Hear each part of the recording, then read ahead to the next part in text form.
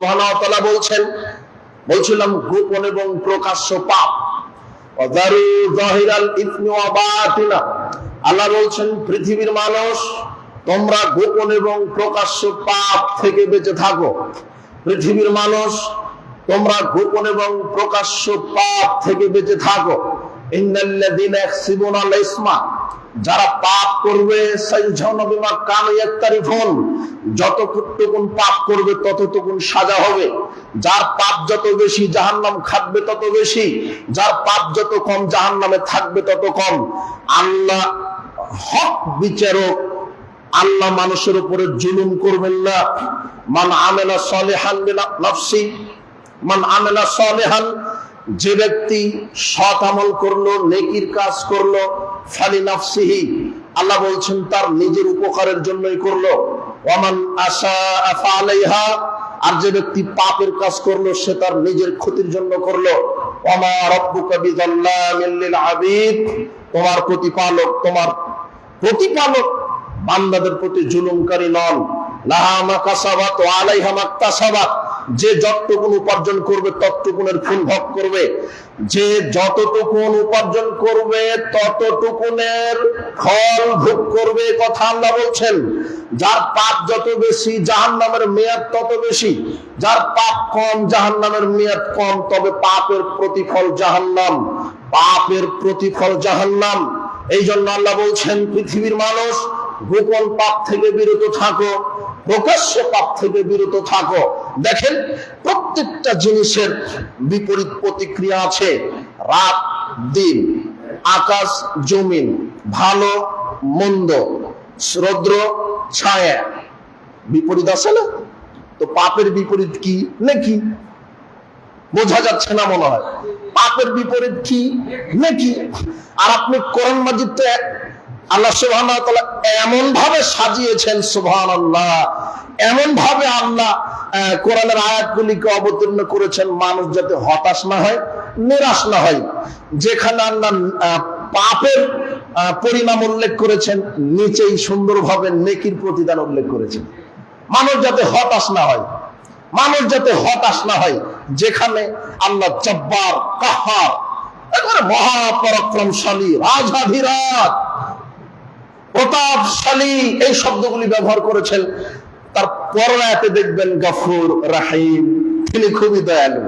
একটু আগে ছিলেন খুব প্রতাপশালী, আবার এর নিচে এসে খুব দয়ালু হয়েছেন। মানে আপনি যেন হতাশ না হন। এটা হলো দয়াবান, তিনি প্রতিপালক, তিনি রহমান। আল্লাহ বলছেন তবে এ কথা ঠিক, পাপ উপার্জন করে যে বিচার মাঠে যাবে আল্লাহ তাকে শাস্তি দিবেন। আল্লাহ যে ক্ষমা করবেন, আল্লাহ ক্ষমা করবেন, এটাকে আপনি নিশ্চিত? বিচার মাঠে যে ক্ষমা করে জান্নাত দিবেন, এটাকে আপনি নিশ্চিত? আল্লাহ ক্ষমা করবেন এই কথা বলেছেন। তো ক্ষমা এরকম হতে পারে, জাহান্নামে সাজা দেওয়ার পরে, কিছু রাখার পরে আল্লাহ তখন ঈমান থাকার কারণে আল্লাহ এইভাবে ক্ষমা করে জান্নাত দিবেন, এটাও তো ক্ষমা। কিন্তু পাপের প্রতিদান আল্লাহ সরাসরি জান্নাত দিতে পারে, আল্লাহ দয়াবান। তবে পাপ নিয়ে উপস্থিত হলে পরিণাম জাহান্নাম। কোরআন মাজিদের একাধিক আয়াত যাতে করে মানুষ পাপ কাজ থেকে ফিরে আসে। আল্লাহ সুবহানাহু ওয়া তাআলা বলছেন ইন্নাহু মাইয়াতি রাব্বাহু মুজরিমান ফাইন্না লাহু জাহান্নাম, যে কোনো নারী পুরুষ যদি আমার কাছে পাপ নিয়ে উপস্থিত হয় তাকে আমি জাহান্নাম দিব। লা ইয়ামুতু ফিহা ওয়া লা ইয়াহইয়া, সে জাহান্নামে মরবেও না বাঁচবেও না, সে জাহান্নামে মরবেও না বাঁচবেও না। তার মানে পাপের পরিণাম জাহান্নাম। এটা তোহার 74 নম্বর আয়াত। আল্লাহ এখানে বলছেন যে পাপ নিয়ে উপস্থিত হলে তার থাকার জায়গা জাহান্নাম। এর নিচের আয়াতে বলছেন ওয়ামাইয়াতিহি মুমিনান, তবে হ্যাঁ, যে ব্যক্তি ঈমান নিয়ে আসবে, কদ আমিলা সালিহা, এরপরে নেকি নিয়ে আসবে, উলাইকা ইয়াদখুলুনাল জান্নাহ, আমি তাদেরকে জান্নাতে প্রবেশ করাবো। উলাইকা লাহুমুদ দারাজাতুল উলা, তাদেরকে আমি উচ্চ প্রতিদান দান করব। জান্নাতু আদনিন তাজরি মিন তাহতিহাল আনহার খালিদিনা ফিহা, আমি তাদেরকে সতত প্রবাহিত নহর প্রবাহিত জান্নাতে প্রবেশ করাবো। উপরের আয়াতে বলছেন পাপ নিয়ে আসলে আমি জাহান্নামে দিব, নিচের আয়াতে বলছেন নেকি নিয়ে আসলে কোথায় দেব? জান্নাত। আল্লাহ আপনাকে হতাশ করেননি যাতে করে পাপ থেকে বেঁচে থাকেন। বাহ, একটু আগে আল্লাহ বললেন পাপের প্রতিদান জাহান্নাম, এখন নিচেই বলছেন যে না, যে ব্যক্তি ঈমানের পরে নেকির কাজ করবে তার থাকার জায়গা জান্নাত। এই কথা আল্লাহ বলছেন। তোহার 74-75 আয়াত। এরপরে দেখেন বাকারা 81-82 দুটো আয়াত।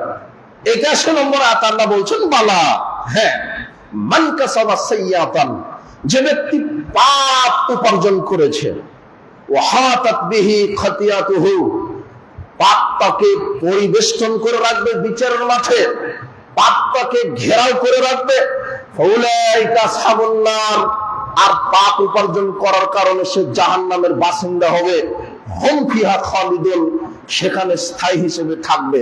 এটা 81 নম্বর আয়াতের বক্তব্য। 82 নম্বর আয়াত আবার আল্লাহ বলছেন ওয়াল্লাযিনা আমানু, তবে হ্যাঁ যারা ঈমান এনেছে, ওয়া আমিলুস সলিহাত, এবারে নেকির কাজ করেছে, ফাউলাইকা আসহাবুল জান্নাহ, এখন আমি তাদেরকে জান্নাতের মেহমান করে দিব। একেবারে দেখেন উপরের আয়াতে পাপের ফল আর নিচের আয়াতে নেকির ফল। না, আপনাকে আল্লাহ কিভাবে কোন কৌশলে পাপ থেকে ফিরাতে যাচ্ছে, আল্লাহর দয়া অসীম। আল্লাহ চাচ্ছেন পৃথিবীর মানুষ, ইয়া আইয়ুহাল ইনসান মা গাররাকা রাব্বিকাল কারীম, হে মানুষ তোমরা কোন দিকে চলো, কিসে তোমাকে ধোঁকায় ফিরিয়েছে? সারিউ ইলা মাগফিরাতিন মির রাব্বিকুম ওয়া জান্নাতিন, তোমরা তোমাদের প্রতিপালকের ক্ষমার দিকে ধাবিত হও এবং জান্নাত পাওয়ার জন্য প্রতিযোগিতা করো। আরদুস সামাওয়াতু ওয়াল আরদ, যে জান্নাতের বিশালতা আকাশ জমিনের সমান। ওই দাতলিল মুত্তাকিন, যেটা আমি রেডি করে রেখেছি মুত্তাকি, যারা আমাকে ভয় করে চলে তাদের জন্য। আমি আল্লাহ তোমাদেরকে বলছি আমার ক্ষমার দিকে প্রতিযোগিতা করো, আমার জান্নাত পাওয়ার জন্য প্রতিযোগিতা করো। পৃথিবীর মানুষ কে তোমাকে ধোঁকায় ফেলে রেখেছে? পাপ করলে আমি আল্লাহ জাহান্নাম দিব, এটা বলে রাখছি। তারপরে আবার আমি বলে রাখছি, তবে হ্যাঁ যদি নেকি নিয়ে উপস্থিত হও তবে জান্নাত হবে। আল্লাহ সুবহানাহু ওয়া তাআলা বলছেন মান আমিলা সাইয়্যাতান ফালা ইউজযা ইল্লা মিসলাহা। এবারে সূরা গাফিরের 40 নম্বর আয়াতে আল্লাহ বলছেন যে ব্যক্তি পাপের কাজ করবে, যতটুকু পাপ করবে ততটুকুনি আমি তাকে শাস্তি দিব। খুব বেশি দিবেন না, কমও দিবেন না। পাপ যেমন শাস্তি তেমন। ওমানা আমিলা সালিহাম মিন যাকারিন আও উনসা মুমিনুন। এরপরে আল্লাহ বলছেন তবে হ্যাঁ নারী হোক পুরুষ হোক যদি কেউ নেকির কাজ করে, ফাউলাইকা ইয়াদখুলুনাল জান্নাহ ফিহা ইরসাকুনা ফিহা বিগাইরি হিসাব।